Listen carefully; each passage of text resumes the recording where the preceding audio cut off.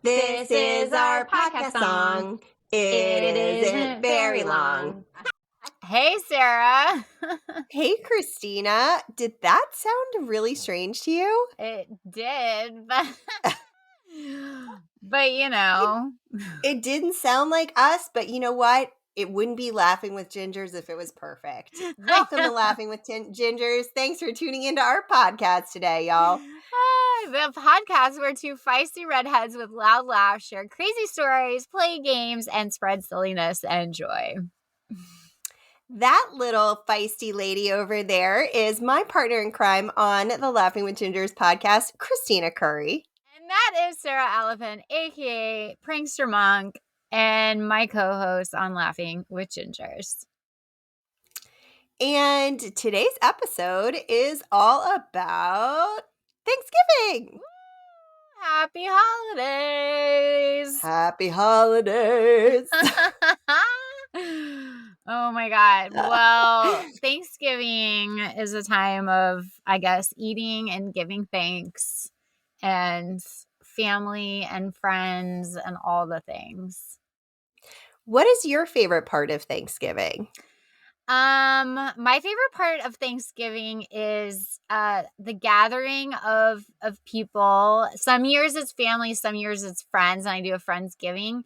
And I like just like coming together and doing things because we don't always, it's like cooking, but some Thanksgivings we do crafting projects out at camping while we're camping.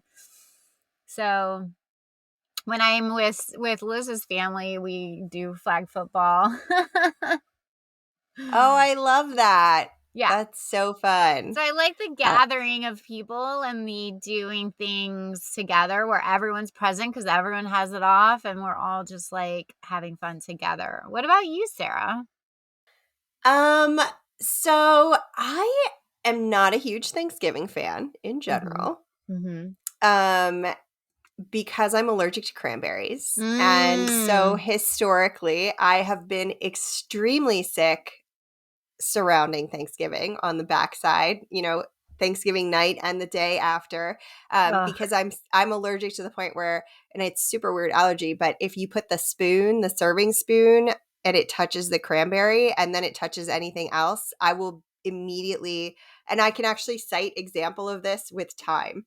So I flew from Dallas from DC to LAX. I was in the United Club and someone I didn't see that, and I should have known better. I never eat off salad bars, but I was hungry and it was the only thing that was appealing to me at the moment. So I made myself a salad.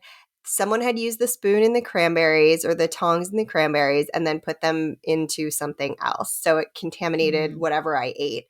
And then on descent, I was in the bulkhead and I barfed and had to hold it in my mouth because I couldn't reach the bulkhead barf bag. So I know the amount of time before I start having the allergic reaction is 6 hours. Oh, no. Nothing's worse than having to hold your throw up in your mouth. How long did you have to hold it? I swallowed it. Oh, God. I couldn't, it was like we had just started descent. I couldn't unbuckle my seatbelt. The guy next to me was talking to me. It was awful.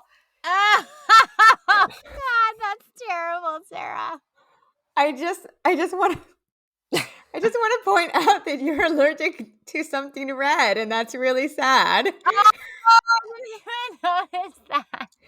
But it was hard for me to get that out when you told me you swallowed it, because I don't think I've ever heard of that happening before. I didn't know that was possible. It's possible. Desperate times call for desperate measures. God, that's awful. It was either that or just let it go all over the bulkhead, which if you've flown on an older plane, I think this one was older, so it was carpeted on the bulkhead. You know how they used to have that fuzzy carpet for sound control? Yeah. Oh, jeez. Oh, God. Bless your heart, it was bad man. all around. That was very nice of you. Yeah, how the guy next Seriously. to me didn't notice it happen because everything I think crosses my face. Like, there's no way you would not know if I did this that I was like She's something covering bad her was going on mouth and as blowing out though, my cheeks. yeah, as though she does have throw up in her mouth. I've held um, it to get to a place to spit it out, but I don't think I could actually physically swallow it. I might just like instantly throw it back up again. yeah, it's not fun, not recommended, but it is physically possible in, the Certain worst case circumstances. scenario. um, yeah, so I grew up disliking Thanksgiving. Long story long. Yes, yes. But I think my favorite part, I'm a big football fan. Mm. I love football. So having football like all day. And then in my family, as in starting with when I became when we brought Philippe into when I brought him into my life. We have Beaujolais Nouveau gets released right before Thanksgiving. So we have like a tasting with all Mm. of us with the wine. So that's super Ooh. fun too. Yeah. So But I I love also that. like the gathering.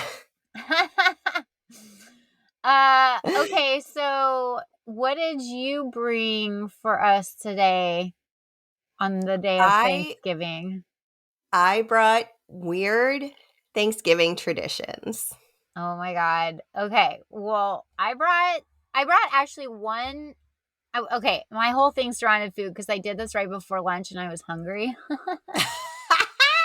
So most of my facts, actually all of my facts center around Thanksgiving food and what they used to do versus what we do now. Mine some of mine center around food too because Thanksgiving when we boil it down really is mostly about eating. I know.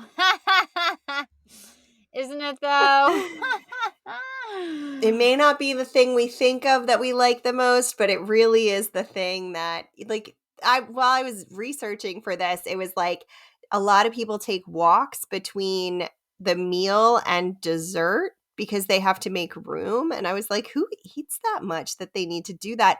But this is me having like an allergy to one of the primary foods served at Thanksgiving. So in my mind, it's like explodes my brain that anyone eats enough that they would have to take a walk. Oh yeah, no. Everyone eats too much on Thanksgiving. It's like the rules. Yeah, I do not fall in that camp. I am an outlier. Even me, as like, I don't eat meat, so I still somehow figure out a way to eat way too much. I lean into the sides. Yeah, I mean, I could see it. I could see it. Yeah. All right. Well, do you want to kick us off first? Sure. So the thing I'm going to start us with is actually it's funny in its own way, but it's something that we all like know about, but I don't know that we actually have like broken it down into the strange thing that it actually is. It is pardoning the turkey. Are you Oh. Mm-hmm. Isn't that like one of the weirdest traditions? I have always thought that was so strange It's so because weird. you're acknowledging the meatness of the meat, which is something as a recovering vegetarian, I do not prefer to acknowledge the meatness of my meat. Mm-hmm. Mm-hmm. So it's weird in that way, but also, so it started in the 1940s and officially it became something that US presidents did in 1989. So I didn't realize it was not an official thing until 89. Yeah. I thought it was always kind of that. Yeah. So they US presidents have pardoned a turkey prior to Thanksgiving since 89. And in a televised ceremony, the president is presented with a live domestic turkey that he pardons. And then the turkey is sent to live out its days at Mount Vernon, which is the former estate of President George Washington, as opposed to ending up as someone's dinner. And I did not know that they went and lived at Mount Vernon. So I have met these pardoned turkeys. in my lifetime, because that is like 20 minutes from my house. Okay, here's what's weird about that too is they pardon this turkey, but then they turn around and they probably eat another one. Yeah, for they just eat a Thanksgiving. different one. It's so strange. It doesn't make sense at all. It doesn't make any sense to me. It's so funny. Like, who, like, what, like, why? Yeah, what's the purpose of pardoning one but eating another? I don't know. I mean, I think that turkey probably has some strong opinions about being the one that wasn't eaten. Yeah. Or the one that was Is- eaten probably had some strong opinions. That's probably true too. Do I hear Lennox in the closet with you? No, on the outside, I should have given him some chill paws. I should give all the animals some chill paws and chill them out before I start recording. So for those of you out there who don't know, Lennox is Kristina's girlfriend's cat. Mm-hmm. And he likes to go in the closet, sometimes randomly popping out while we're recording. Kristina is in the closet recording today, and he is meowing right outside the door. And he got locked in the closet over a weekend, didn't he? Yeah, for 2 days. Bless his little freaking kitty heart. That he's like a very curious cat. Like you put some new bag down or new box, he's the one that's like in it. What's going on? What is this? Dragging things around.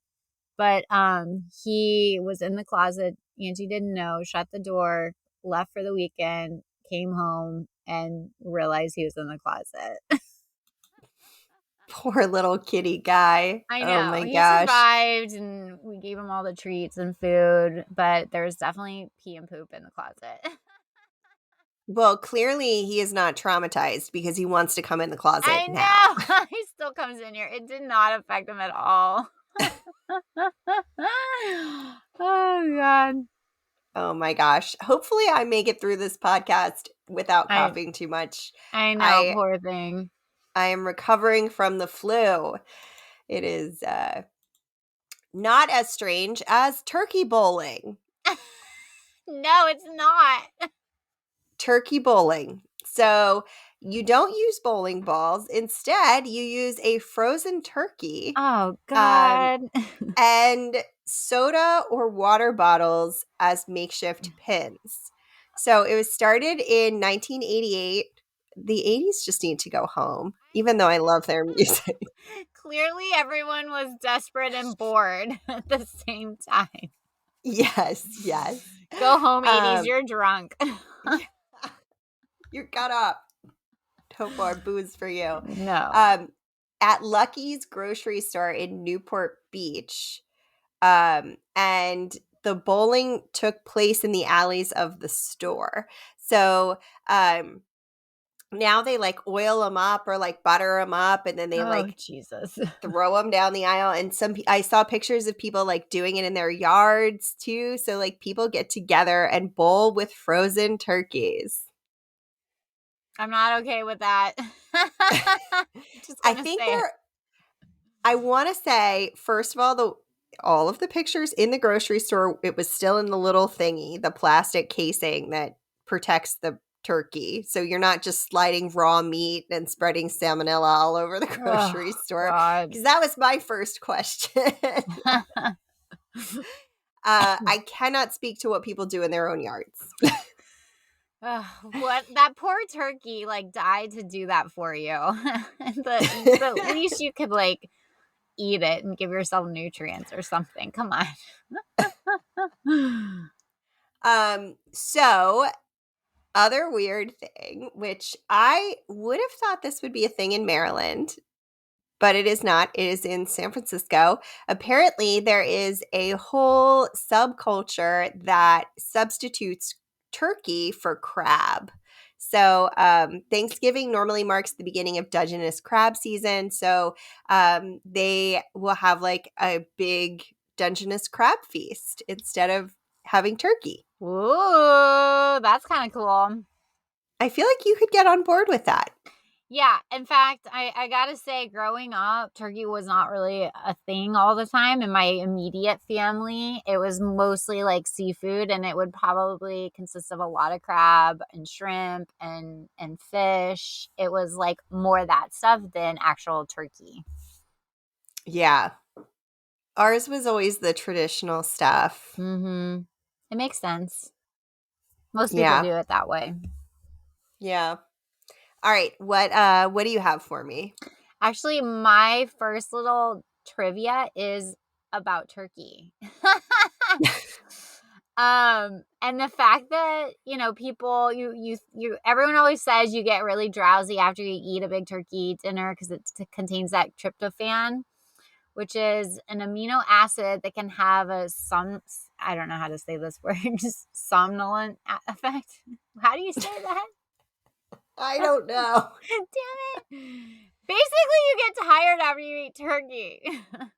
But Yep. studies actually suggest that the carbohydrate-rich sides and desserts that you're eating actually is what allows the tryptophan to enter the brain. So in other words, eating the turkey without all the trimmings really doesn't give you that like post-Thanksgiving slump. It's all the things together that make you tired. Also, eating the amount that people, if you have to take a walk, You've eaten too much. then your stomach is digesting so much, and that's so much energy your body is expending into digestion. Yeah, all the blood's rushing to your belly. You're gonna be like, brr. Womp womp womp. That's part of it. All Yeah, right. I believe it. Do you have more like weird? Do you have a weird history thing that you do, or a weird tradition that you do, Sarah? Drink too much, probably. Yep. I don't think that's a Not sure weird it's tradition. weird. Pretty sure that's normal. Um, Oh, no, but Philippe actually he smoked a turkey all day yesterday. Um, ooh. it was the best turkey I've ever had by a landslide. He's a couple weeks early on that turkey cooking. Well, he's not going to be making the turkey, he loves Thanksgiving, so I think he wanted to like make sure he got the meal he wanted. Oh, I totally get that. He has one of those green eggs, right? So it's a green egg knockoff, but it's called an acorn, I think. And it's black. That's So, adorable. yeah. And we had Brussels sprouts with it, and I did not get tired afterward. Yeah, well, you need like the mashed potatoes and the rolls and the pie and all the carbohydrates to really kick that tryptophan in. Yeah. Yeah. Do you have any weird family traditions? No, we're not a family of tradition, We sort of do what we feel like each holiday. There isn't something that stands out that we do year after year that everyone's like, that's a weird thing to do on Thanksgiving. And I don't always see my family every Thanksgiving either.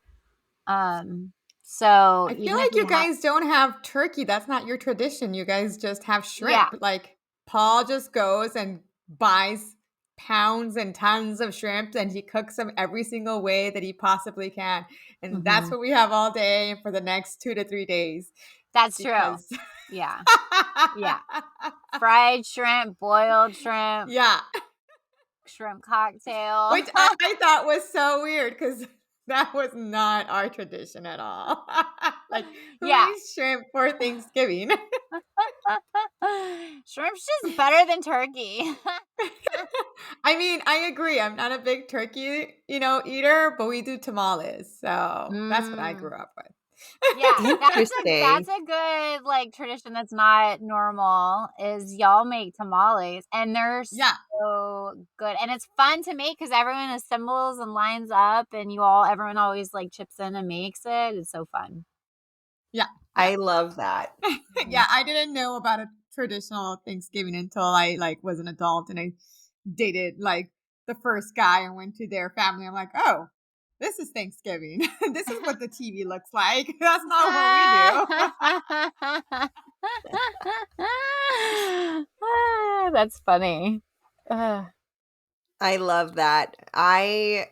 When I come to visit at some point, Liz, I will be expecting tamales. Mm-hmm. Well, come at Thanksgiving. You got it. You got it.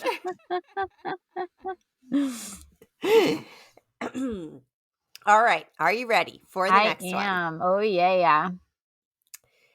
A pie throwing celebration.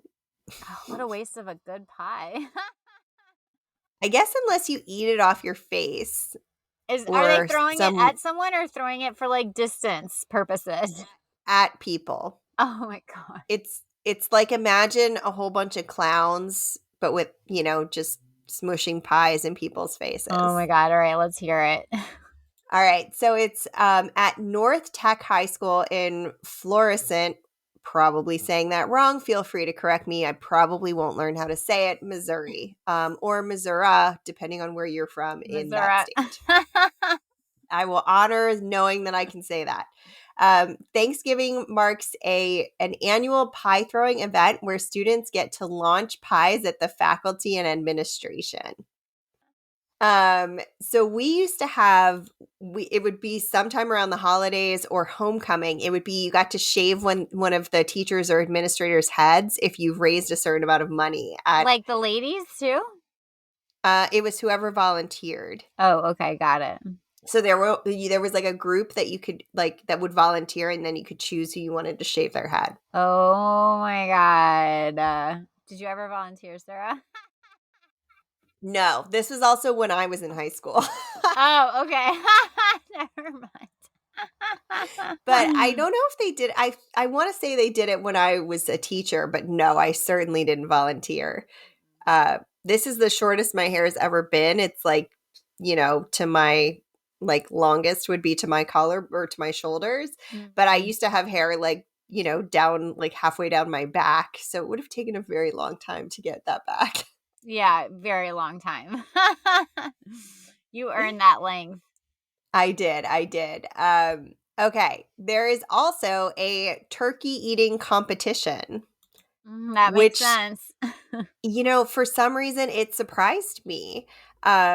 Especially because Joey Chestnut holds the current title, which you would think it's so obvious because he's like one of the food people, the competitive eaters. I can't think of the word. He's famous.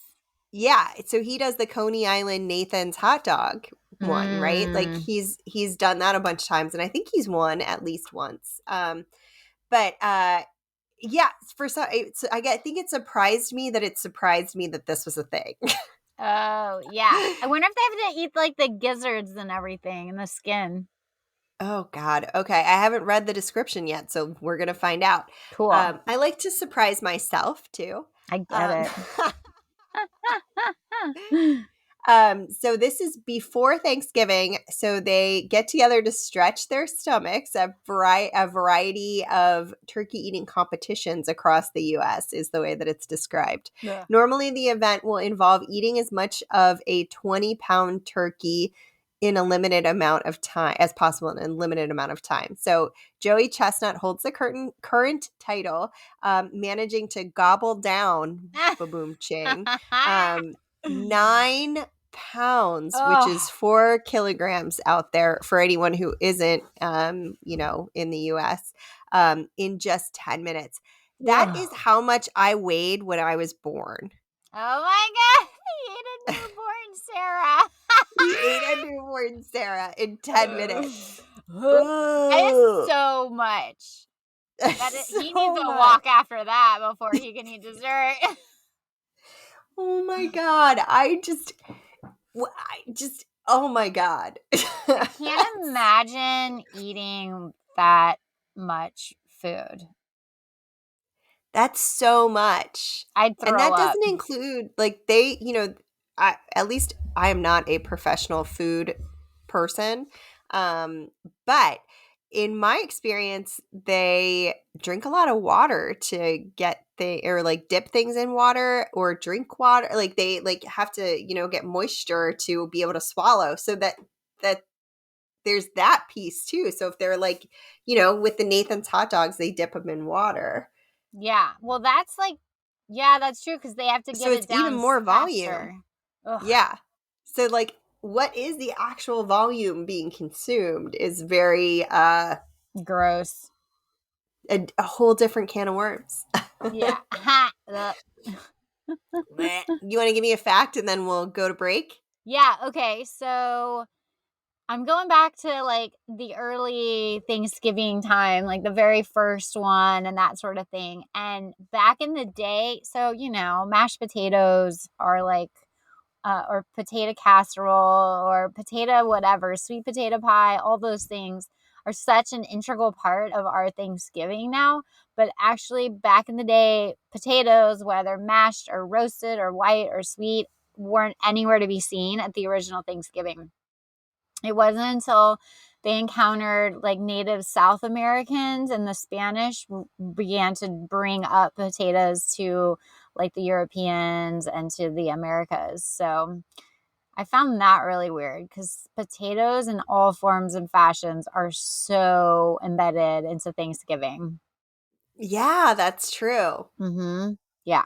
Every time anyone says mashed potato, I get I can mash potato.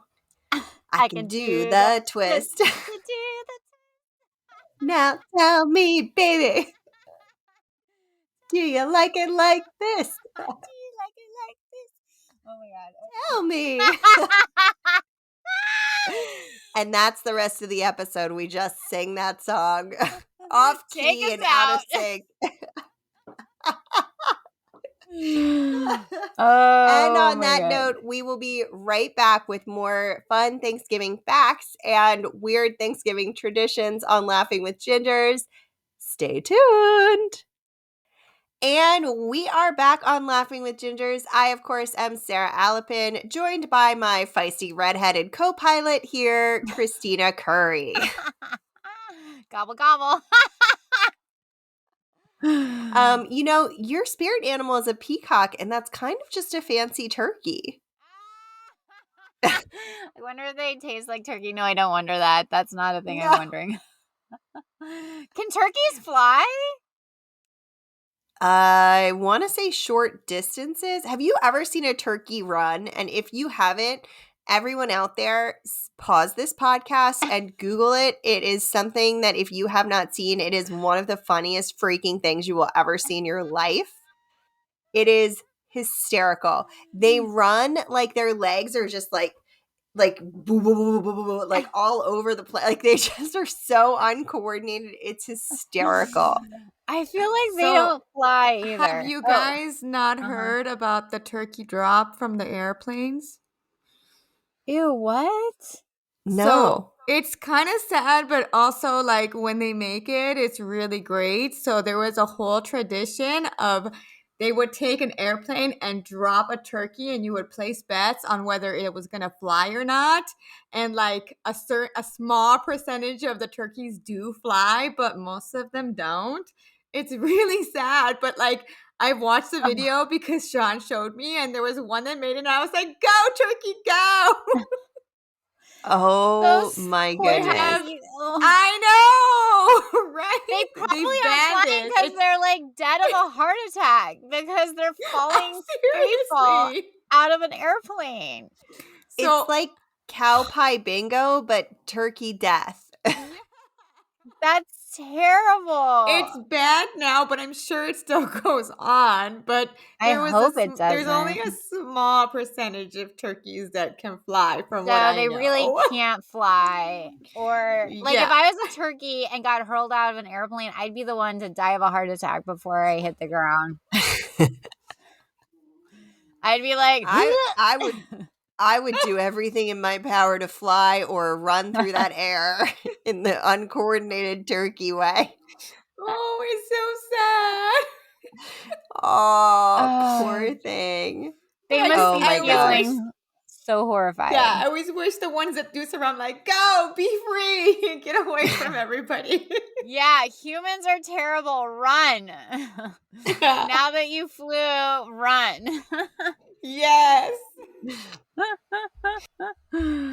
Speaking God. of, in Indianapolis, Indiana, there is a turkey toss. Oh, God. We are so mean. Okay, go. So it's frozen turkeys.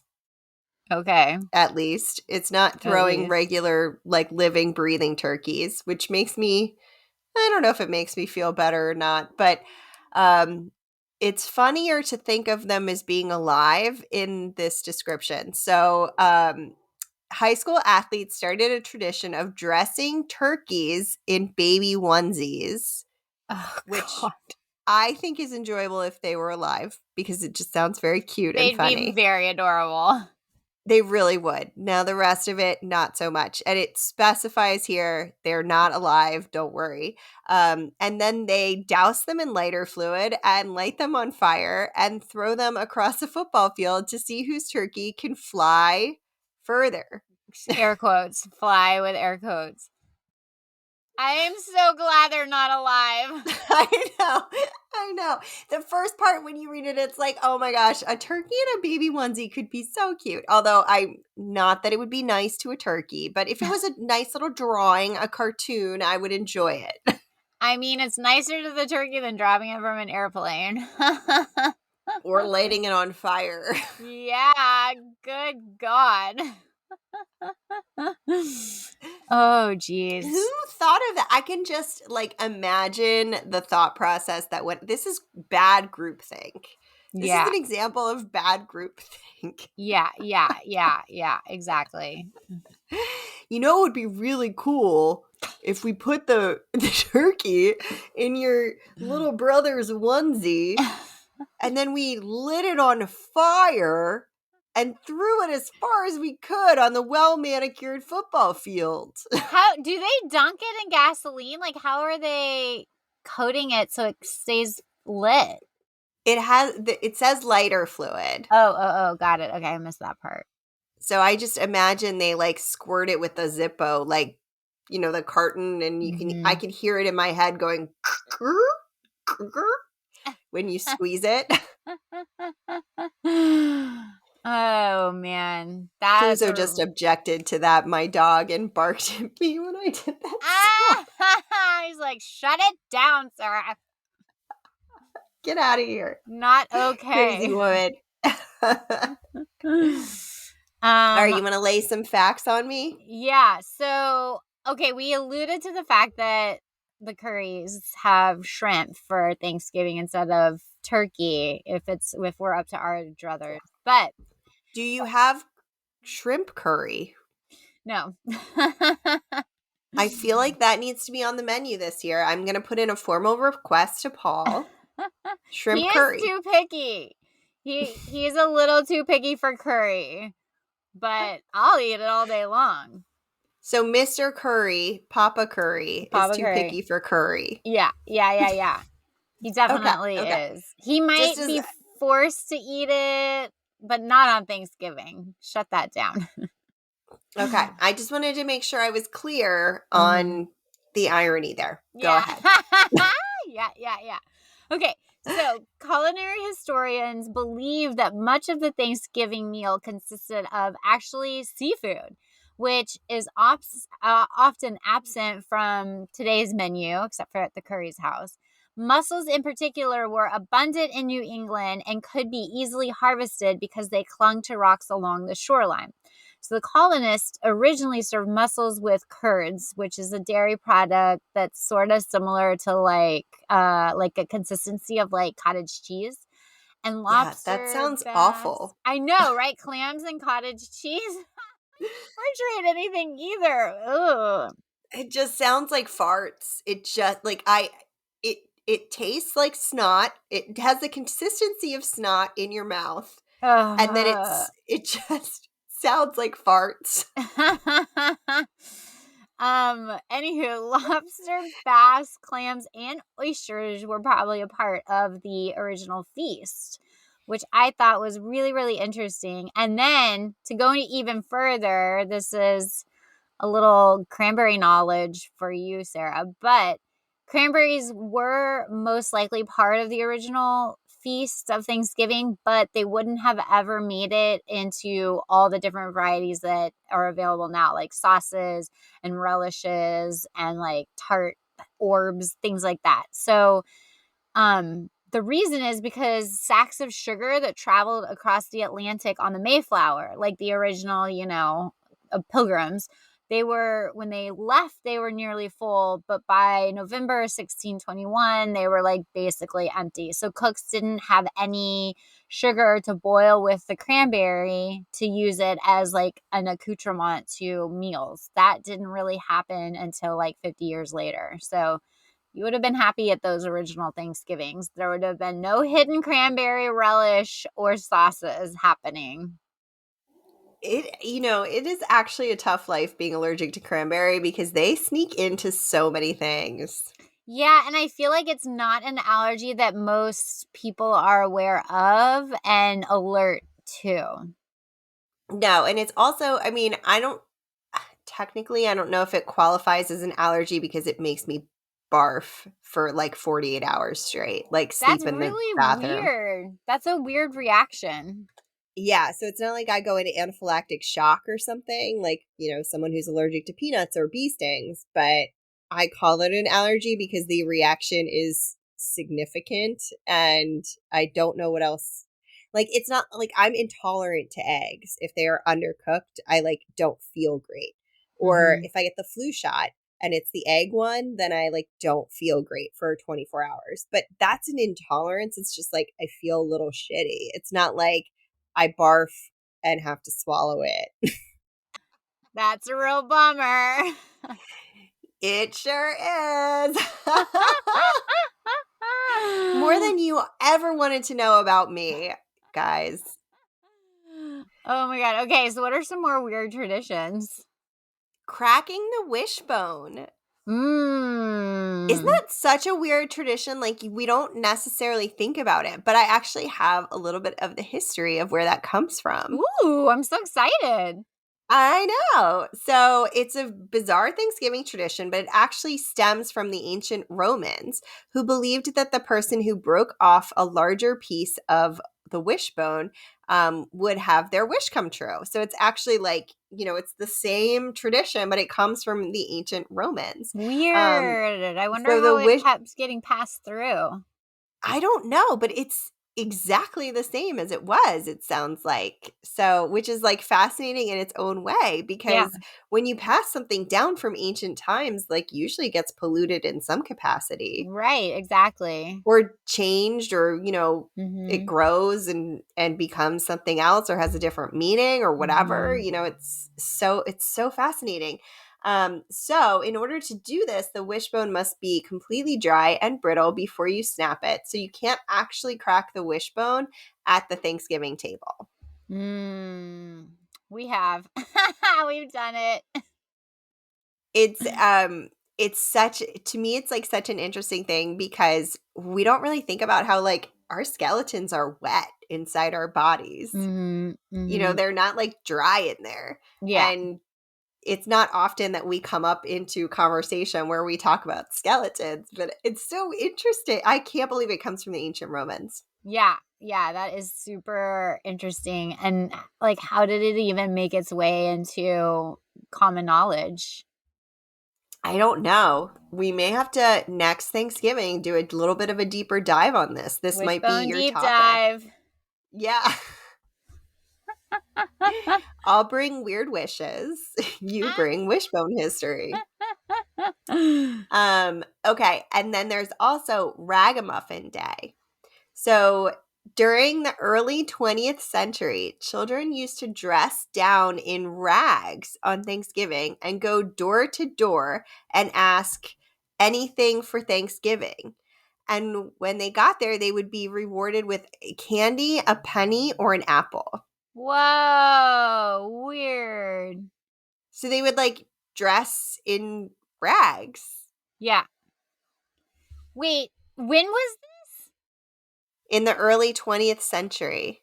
Oh, that's so interesting. I wonder where that happened from. Yeah, it's also interesting because it comes so close to Halloween. Yeah. You think people How would much be candy like, do they need in a month? right? Like, aren't people over it? Like, stop asking for candy, you little selfish animals. Stop ringing my bell. Go get some for yourself.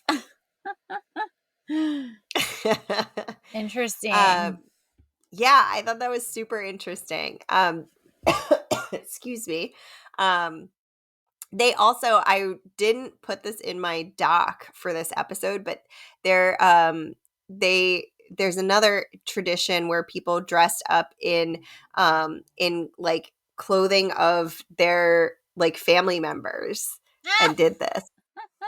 So like the boys would dress like the girls would dress like the boys. That's And kind of I want fun. to. It was like a morphed version of Ragamuffin Day. Yeah. That'd be fun.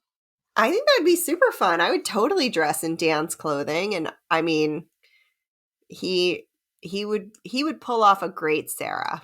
Yeah. He's a full 12 inches taller than me. Perfect. All right. Do you want to hear about pumpkin pie? I do. Okay, so both the Pilgrims and the Wampanoag tribe. Sorry. I wish I could save you from that, but I'd have to see it written. It's okay. I do it to myself. Anyway, both sides of Thanksgiving ate pumpkins and like other, indigenous squashes to New England. But the fledgling colony lacked the butter and actually the wheat flour necessary for making pie crust. So that just wasn't like readily available at all. And also, settlers hadn't gotten to constructing any type of oven for baking. So, two things that you need for pumpkin pie: an oven to bake it and crust to put the mixture inside of. They didn't have either. So, early English settlers in North America improvised by hollowing out a pumpkin, filling the shells with milk, honey, and spices to make a custard, and then roasting the gourds whole in the ashes. Oh, interesting. That actually sounds good. I know, right? I kind of want to make it. Like next time I go camping, I kind of want to do that. I think I would probably, and again, I don't even cook dinner in my house. So this is me really not having any experience. But what I imagined is they cut it to be like the depth of a pie pan and just use the bottom so that it would cook a little bit like faster. Yeah. I'm imagining they just like slice it in half, gut it, then throw a mixture back in with some like honey and spices and milk because they didn't have sugar, so they couldn't add sugar. So honey makes sense, and spices and milk, and then just like set it over a fire to like slowly, I don't know, warm up and bubble. Interesting. That sounds good. I know, it kind of does too, because I'm not huge on sweet stuff, so I feel like I'd really like something a little not so sweet, but like also made over a fire. Yeah, same. Let me know if you try it. I'll pitch it to Philippe since, again, I don't cook. I will have to ask someone else to do it for me. I'll let you know. We'll swap recipes, me and Philippe. Oh my God, I love it. So my last one is actually a super heartwarming one. I think you're going to like. Okay, I'm glad you're ending on a good note. So the last one is called the Pumpkin Smash. Ooh. So it's weird and adorable. So on Thanksgiving at the Santa Barbara Zoo in California, people are encouraged to come out and watch different animals eat pumpkins. So like they put a pumpkin in the hippo's mouth and it goes boom. Aww. And like they give them to like the elephants and they like smash them, and Yeah, so it's like all these different animals interacting with pumpkins. That is so adorable. I would totally participate in that. It's not too far from you, so I'm I just putting it out know. there. Go do some wine tours and see some animals eating pumpkins.